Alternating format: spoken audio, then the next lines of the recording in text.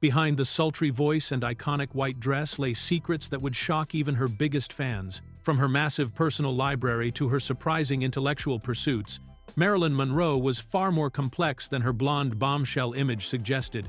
She harbored hidden fears, unexpected talents, and made career choices that defied Hollywood expectations. Here are 15 things you never knew about Marilyn Monroe. Fact 1. Secret intellectual with 400-plus books. Most people remember Marilyn Monroe as the ultimate dumb blonde, the breathless starlet who played ditzy characters and spoke in that famous whispery voice.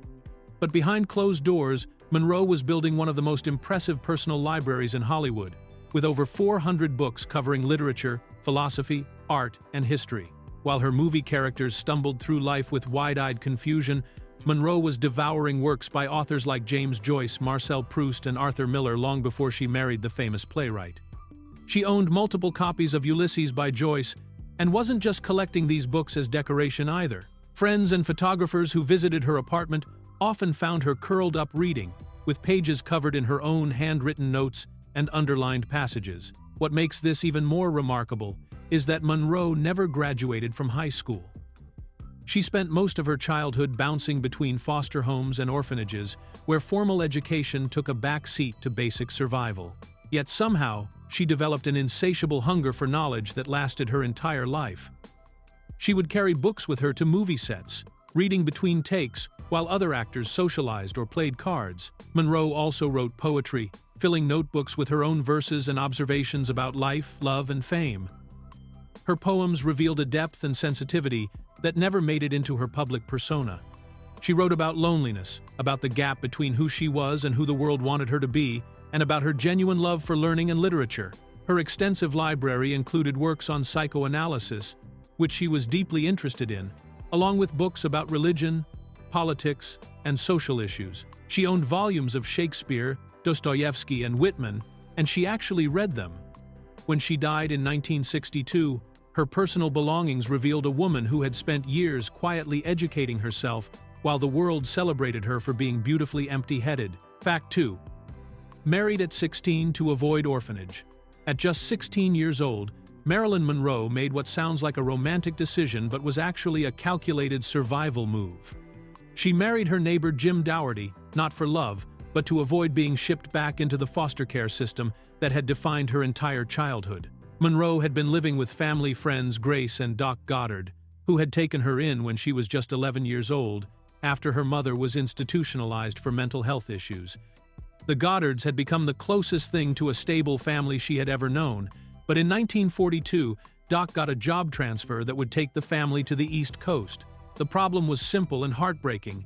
They couldn't afford to bring Monroe with them. At 16, Monroe was too old for most adoptions but too young to legally live on her own. Her options were stark: find someone to marry her, or go back to the orphanage system she had spent years trying to escape. Grace Goddard, who genuinely cared for Monroe, approached their 20-year-old neighbor Jim Dougherty with an unusual proposal. Would he consider marrying the teenage girl to keep her out of institutional care? Dougherty, who worked at an aircraft factory, agreed to what was essentially an arranged marriage designed to solve a housing problem. The wedding took place on June 19, 1942, just 3 weeks after Monroe's 16th birthday. She wore a simple white dress borrowed from a neighbor, and the ceremony was held at the home of one of Dougherty's friends.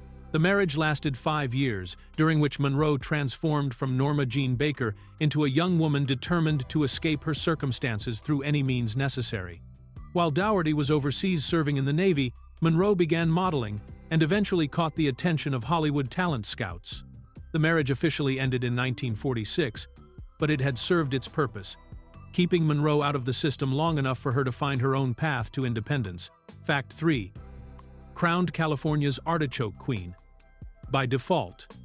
In 1948, a young Marilyn Monroe became California's official Artichoke Queen, but not because she won any competition or had a particular passion for vegetables. She got the title simply because she was the only celebrity willing to show up to the farming community event in Castroville, California. The small town of Castroville had declared itself the artichoke center of the world and desperately wanted some Hollywood glamour for their annual festival. This was still early in Monroe's career, when she was taking any publicity opportunity she could get, no matter how strange it might seem. Her modeling agency sent her to represent the artichoke growers, probably figuring that any press coverage was good press coverage for their struggling starlet. Monroe arrived in Castroville wearing a flowing white dress and her trademark smile, ready to pose with farmers and their prized artichokes. The event organizers were thrilled to have any celebrity at all, since most established stars wouldn't bother with such a small-town agricultural festival. Monroe gamely participated in all the required activities, including riding in a parade, touring artichoke fields, and posing for countless photographs while holding the thorny vegetables. The whole thing was essentially a publicity stunt that worked out perfectly for both sides. The artichoke farmers got their Hollywood glamour and newspaper coverage, while Monroe got her name and picture in papers across California. She even gave interviews about the nutritional benefits of artichokes, despite probably knowing very little about them before arriving in town. What makes this story even more amusing is that Monroe later admitted she had never actually eaten an artichoke before becoming their official queen. The photographers captured her looking beautifully puzzled as farmers explained how to prepare and eat the vegetables. The entire experience lasted just one weekend, but the photos and news coverage helped establish Monroe as someone willing to do whatever it took to build her career, even if it meant becoming royalty in the vegetable kingdom. Fact 4. Stutter returned under extreme stress. Marilyn Monroe had developed a stutter as a child that most people never knew about, because it would only resurface during periods of extreme emotional stress throughout her adult life. This hidden speech challenge made some of her most difficult film productions even more complicated, as the pressure of performing would sometimes bring back the speech patterns she had struggled with years earlier. The stutter first appeared during Monroe's chaotic childhood, likely as a response to the constant instability and trauma she experienced while bouncing between foster homes and dealing with her mother's mental illness. As a young girl, she would sometimes struggle to get words out, especially when she was nervous, scared, or upset. Most children eventually outgrow childhood stutters, and Monroe seemed to as well, developing that famous breathy speaking style that became her trademark. But during particularly stressful film shoots, especially later in her career, the stutter would unexpectedly return. Directors and co-stars noticed that when Monroe was having personal problems or feeling overwhelmed by the pressures of stardom, she would sometimes stumble over words or repeat syllables in ways that clearly weren't part of her usual speech patterns. This happened most notably during the filming of The Misfits in 1961, when Monroe was dealing with the breakdown of her marriage to Arthur Miller and struggling with prescription drug dependency. The return of her childhood stutter during these difficult periods created additional challenges for film productions that were already dealing with Monroe's frequent lateness and emotional volatility. Take after take would sometimes be needed not just because of her perfectionism or personal struggles, but because the stress would literally affect her ability to deliver lines smoothly. Cast and crew members who witnessed these moments often described feeling genuinely concerned for Monroe, seeing how the speech difficulties seemed to embarrass and frustrate her, adding another layer of anxiety to already tense situations on set. Fact 5. Name came from Broadway star. When Norma Jean Baker decided to reinvent herself for Hollywood, she didn't just pick her famous stage name out of thin air. The Marilyn part of Marilyn Monroe was carefully chosen as a tribute to Marilyn Miller, a legendary Broadway performer from the 1920s who had been one of the biggest stars of her era. Marilyn Miller was everything that Norma Jean aspired to become: glamorous, successful, and beloved by audiences across America. Miller had starred in hit Broadway shows like Sally and Sunny, becoming known for her dancing, singing, and magnetic stage presence. She represented the kind of show business success that seemed almost magical to a young woman who had grown up in foster care and was now trying to break into Hollywood. The transformation happened in 1946, when Norma Jean was working with Ben Lyon, a talent executive at 20th Century Fox. Lyon suggested she needed a more memorable stage name, and together they brainstormed options that would sound both sophisticated and approachable. When Lyon suggested Marilyn in honor of the Broadway legend, Norma Jean immediately loved the connection to someone who had achieved the kind of stardom she dreamed of reaching. For the last name, they turned to her own family history. Monroe came from her mother's side of the family, specifically from her maternal grandmother, whose maiden name was Monroe. This gave the new stage name a personal connection while still creating distance from her troubled childhood as Norma Jean Baker. The combination felt perfect. Marilyn represented her Hollywood dreams and aspirations, while Monroe kept her tied to her roots without the baggage of her more recent family troubles. the choice shows how deliberately Norma Jean approached her transformation into a movie star. She wasn't just changing her name randomly, but was consciously crafting an identity that honored both her ambitions and her heritage, creating the persona that would eventually become one of the most recognizable names in entertainment history. Fact 6. Had Einstein's photo on her piano? According to actress Shelley Winters, who shared an apartment with Marilyn Monroe in the early 1950s, Monroe kept a silver-framed photograph of Albert Einstein sitting prominently on top of her white baby grand piano. This wasn't just a random decoration choice, but part of Monroe's genuine fascination with brilliant minds and intellectual achievement. Winters later revealed that Monroe had created what she called her wish list of famous older men she hoped to meet someday, and Einstein was near the top of that list. This wasn't about romantic interest, but rather Monroe's deep respect for genius and her desire to surround herself with people who could challenge her intellectually. She admired Einstein not just as the world's most famous scientist, but as someone who had completely changed how people understood the universe. The photo reportedly showed Einstein in one of his classic poses, with his wild white hair and thoughtful expression, looking every bit the absent-minded professor that the public had come to love. Monroe would sometimes pause at the piano and look at the photograph, according to Winters, as if drawing inspiration from Einstein's example of pursuing knowledge despite what others might think. This detail fits perfectly with other stories about Monroe's intellectual curiosity and her tendency to be drawn to brainy, accomplished men throughout her life. She eventually married playwright Arthur Miller, one of America's most respected writers, and had relationships with other intellectuals who could match her hunger for learning and deep conversation. The Einstein photograph represented something important about Monroe's private world, where she surrounded herself with reminders of the kind of brilliance she genuinely admired. While the world saw her as a blonde bombshell, she was quietly creating a space filled with books, classical music, and images of people like Einstein, who represented the life of the mind that she craved for herself. Fact 7. Only attracted to men over 50. Marilyn Monroe reportedly told close friends that she had a strict age preference when it came to romantic relationships, claiming she was exclusively attracted to men over 50 years old and had no interest whatsoever in anyone younger than that age. This unusual dating rule wasn't just a passing phase, but something she maintained consistently throughout her adult life, according to people who knew her well. Friends who spent time with Monroe during her Hollywood years said she would often talk about this preference openly, explaining that she found younger men immature and uninteresting compared to older, more established men who had lived full lives and accumulated wisdom and experience. She reportedly felt that men under 50 simply couldn't offer her the intellectual stimulation and emotional depth she craved in a romantic partner. This preference showed up clearly in her actual relationships and marriages.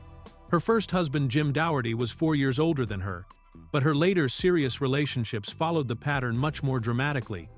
When she married baseball legend Joe DiMaggio in 1954, he was 39 while she was 28, putting him right at the edge of her preferred age range.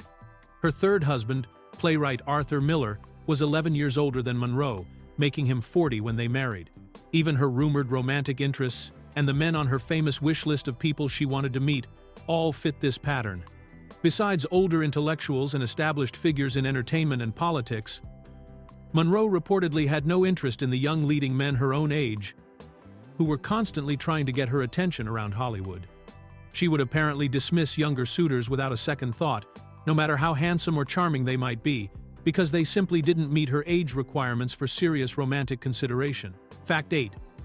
Feared institutionalization like her mother. Marilyn Monroe's deepest and most persistent fear throughout her entire life was that she would end up institutionalized in a psychiatric hospital just like her mother, Gladys Pearl Baker, who spent years cycling in and out of mental health facilities. This terror of losing her mind and her freedom shaped many of Monroe's major life decisions and contributed to her reluctance to seek help even when she was clearly struggling. Gladys Baker had been diagnosed with paranoid schizophrenia and spent significant portions of Monroe's childhood locked away in state mental hospitals, leaving her daughter to grow up in foster care and orphanages. Monroe witnessed firsthand how mental illness could completely destroy someone's life and independence, and she lived in constant fear that she might have inherited the same condition that had taken her mother away from her. This fear became even more intense as Monroe got older and began experiencing her own emotional difficulties, including severe anxiety, depression, and problems with prescription medications. Friends and colleagues noticed that Monroe would often refuse to discuss her mental health struggles or seek professional help, apparently terrified that admitting to psychological problems would somehow lead to her being committed against her will. The fear influenced her relationships as well, as Monroe would sometimes push people away when they expressed concern about her behavior or suggested she might benefit from psychiatric treatment. She reportedly told close friends that she would rather die than end up in a mental institution like her mother, and she seemed genuinely convinced that seeking help for her emotional problems would inevitably lead to losing her career, her freedom, and her identity. This terror of institutionalization created a tragic cycle where Monroe's fear of getting help for her mental health issues actually made those problems worse over time, as she struggled alone with depression, anxiety, and substance abuse rather than risk the treatment that might have saved her life. Fact 9. IQ rumors. Lack documentation. One of the most persistent myths about Marilyn Monroe is that she had an exceptionally high IQ of 168, a score that would put her in the genius category alongside some of history's greatest minds. However, experts who have carefully examined Monroe's personal files, medical records, and biographical documents have found absolutely no evidence that she ever took a formal IQ test during her lifetime. The rumor about Monroe's genius-level intelligence appears to have started circulating decades after her death, possibly as a way to counter the dumb blonde stereotype that had defined her public image during her career. The specific number of 168 became attached to these stories, making them sound more credible and official, but researchers have been unable to trace this claim back to any legitimate source or documentation. Biographers and Monroe scholars have spent years combing through her estate papers, medical files from her various doctors and psychiatrists, school records from her brief time in formal education, and studio documents from her film career. None of these sources contain any mention of IQ testing or scores, which would have been unusual to omit if such testing had actually taken place, especially given Monroe's well-documented struggles with mental health and her relationships with multiple psychiatrists. The lack of documentation is particularly significant because IQ tests were becoming increasingly common and standardized during Monroe's lifetime, especially in Hollywood, where studios sometimes used psychological testing as part of their talent evaluation process. If Monroe had achieved such an extraordinarily high score, it almost certainly would have been noted somewhere in the extensive paper trail she left behind. While Monroe was clearly intelligent and well-read, as evidenced by her extensive personal library and her thoughtful approach to her craft, the specific claim about her IQ appears to be what researchers call unfounded, based on the complete absence of supporting evidence in any official records or contemporary accounts. Fact 10. Owned extensive philosophy collection. Beyond the classic literature that filled her personal library, Marilyn Monroe maintained an impressive collection of books on psychology, philosophy, theology, and politics that revealed intellectual interests far more complex and serious than anything her public image suggested.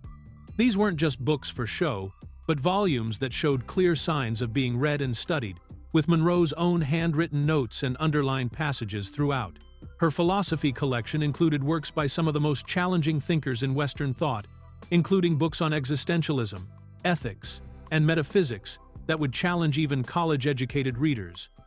Monroe owned multiple books about different religious traditions and theological questions, suggesting she was genuinely wrestling with deep spiritual and philosophical issues in her private life while maintaining her glamorous Hollywood persona in public. The psychology section of her library was particularly extensive, reflecting her ongoing interest in understanding human behavior and mental processes. She owned technical books on psychoanalytic theory, including works by Sigmund Freud and Carl Jung, as well as more accessible books about personality development and emotional health. This collection grew larger over the years as Monroe began working with various psychiatrists and became increasingly interested in understanding her own psychological makeup. Her political books covered a surprisingly wide range of topics, from biographies of world leaders to analyses of different economic and social systems. Friends who visited Monroe's apartment were often surprised to find her reading dense political treatises or philosophical works during her downtime, completely contradicting the image of a shallow starlet that the media promoted. What made this collection even more remarkable was that Monroe was largely self-taught in these subjects, having missed most of her formal education due to her chaotic childhood.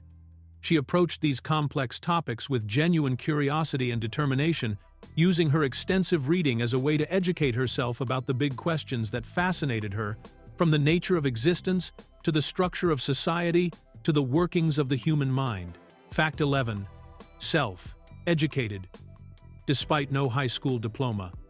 Despite never graduating from high school and having very little formal education due to her unstable childhood in foster care, Marilyn Monroe became one of the most dedicated, self-educated people in Hollywood, demonstrating remarkable intelligence and learning ability that went far beyond what any standardized test could measure.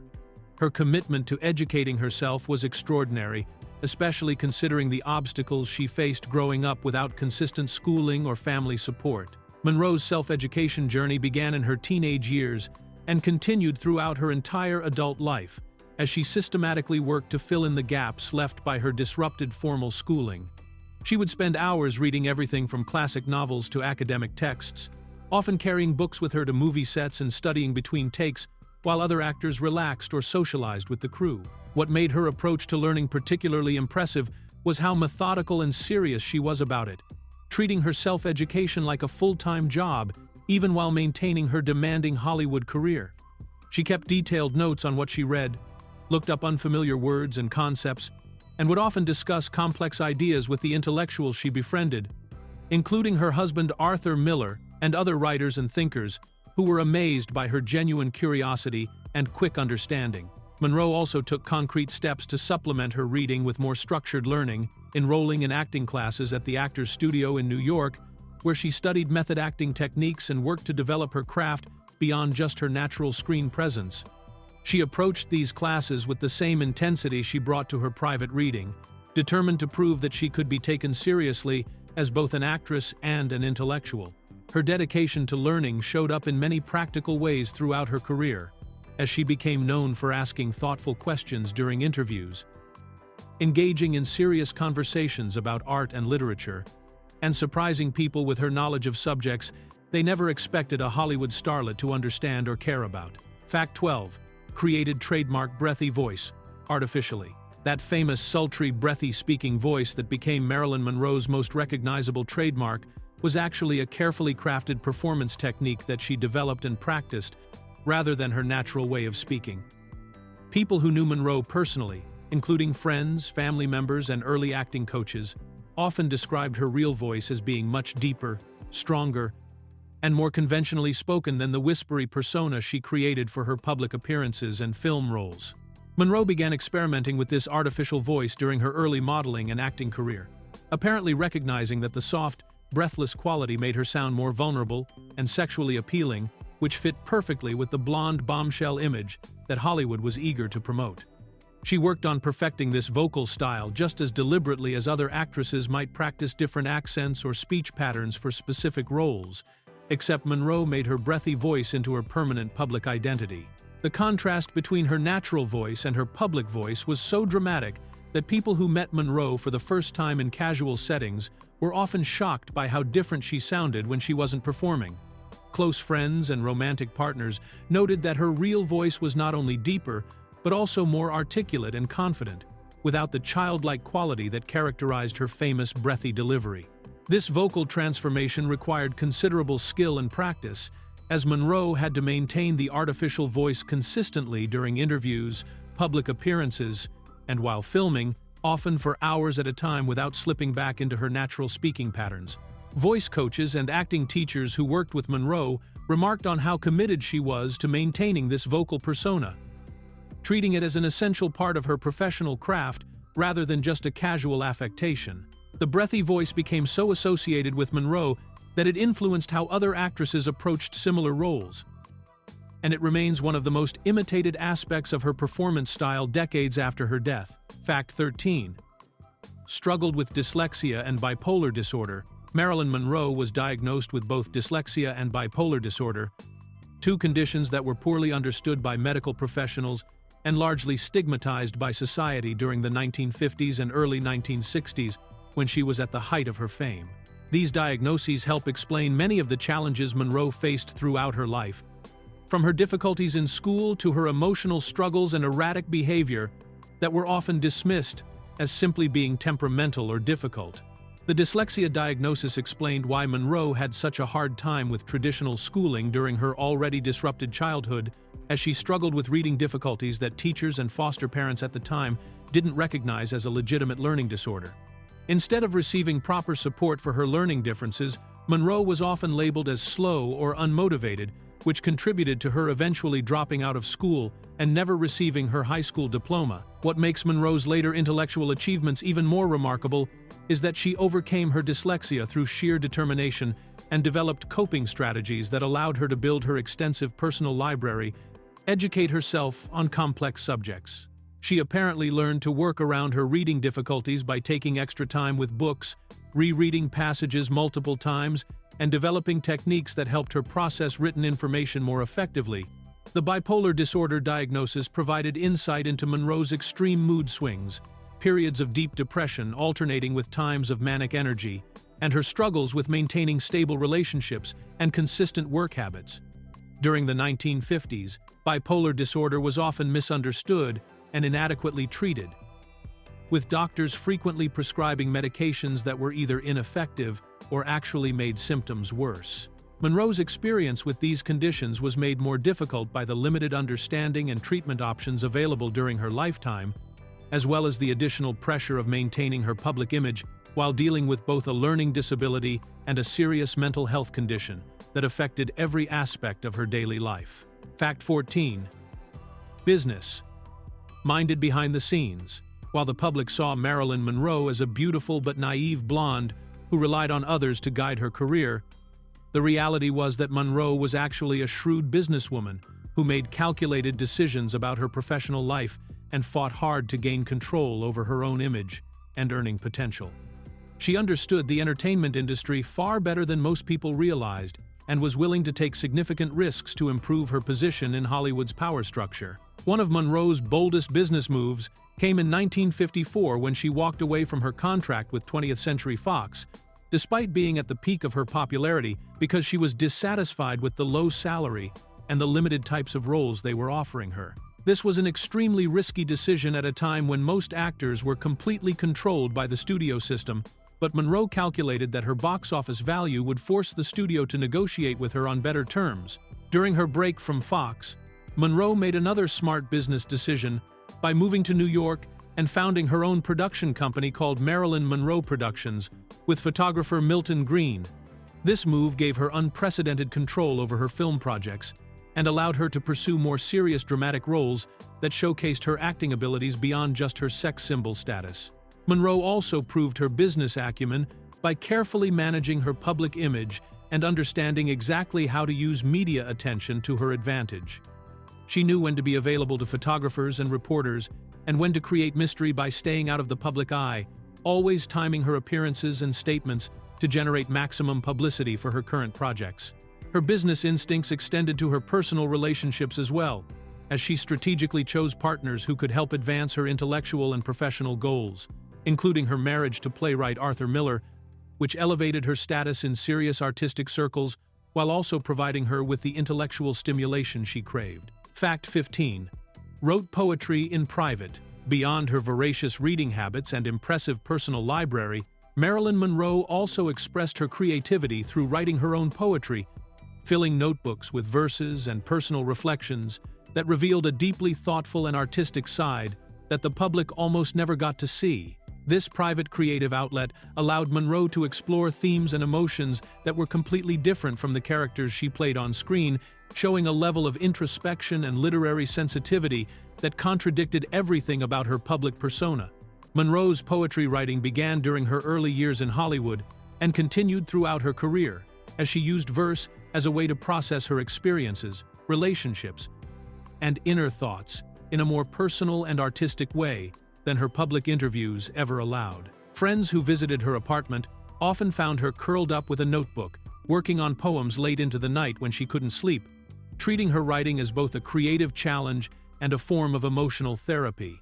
The themes Monroe explored in her poetry were surprisingly mature and complex, dealing with subjects like loneliness, the gap between public image and private reality, her search for authentic love and connection, and her observations about fame, and its impact on genuine human relationships. Her verses showed a woman who was deeply aware of the contradictions in her life and was actively trying to make sense of her experiences through artistic expression.